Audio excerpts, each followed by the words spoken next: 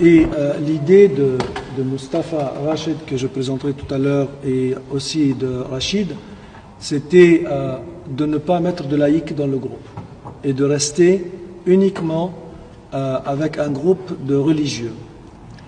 Et la raison qu'ils ont donnée, c'est que en tant que religieux, ils ont une autorité et que les gens ou le monde islamique pourraient les entendre et accepter cette autorité. Et que s'il y avait eu un seul laïc dans l'union qu'ils ont fondée, ils perdraient leur autorité et je pense qu'ils avaient parfaitement raison. يجمع كل الطوائف الإسلامية سنة شيعة أحمدية صوفية إلى آخره بالكامل كل الطوائف الإسلامية موجودة في الاتحاد. فبدأنا كتسعة من علماء الإسلام بتسجيل الاتحاد في سيدني أستراليا. Et nous avons commencé comme 9.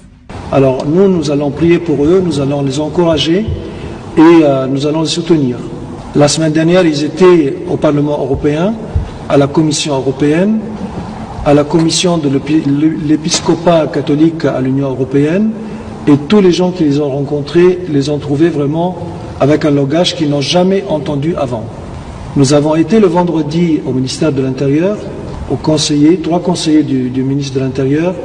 Pour eux, la guerre aujourd'hui n'est pas une guerre de chars ni d'avions, c'est une guerre de pensée et d'idéologie. Et essayer de voir qu'est-ce qu'ils peuvent faire à l'intérieur de l'islam. Donc moi, mon rôle est tout simplement un facilitateur. Je suis très content qu'un tel mouvement existe et je pense que c'était un devoir de les aider et de les encourager dans cette démarche. المحور الأول للحل الحالي هو أن يتوجه علماءنا بخطاب من خلال التلفزيون ووسائل الإعلام للعالم الإسلامي. La première action qui est un peu immédiate, c'est que nous puissions avoir accès aux médias, à la télévision. نحن ندعو جميع شعوب العالم الحر أن يدعموا الصوفية عموما. Have a clear dialogue between Christians and Muslims. Oui, pardon. traduisez. مش عارف هتشتغلوا ازاي، يعني هتعملوا ايه؟ لان انت عندك في القرآن كل اللي اتقال في المدينة اللي هو مليان كله عنف.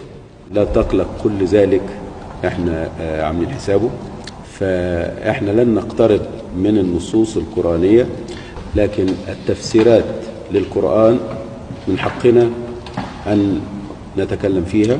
فالقرآن له عدة تفسيرات، هناك مفسر شرير وهناك مفسر طيب، سوف نرفض تماما كل المفسرين الشريرين. وأما بالنسبة للآيات اللي هو بيقصدها آيات العنف أو القتال، هذه الآيات كانت مرتبطة بزمن الدعوة، نشر الدعوة، وأصبحت لا يحق لأحد أو لا يملك أحد صورتي في تنفيذ هذه الآيات لعدم وجود نبي بيننا أو من يملك وكالة عن الله.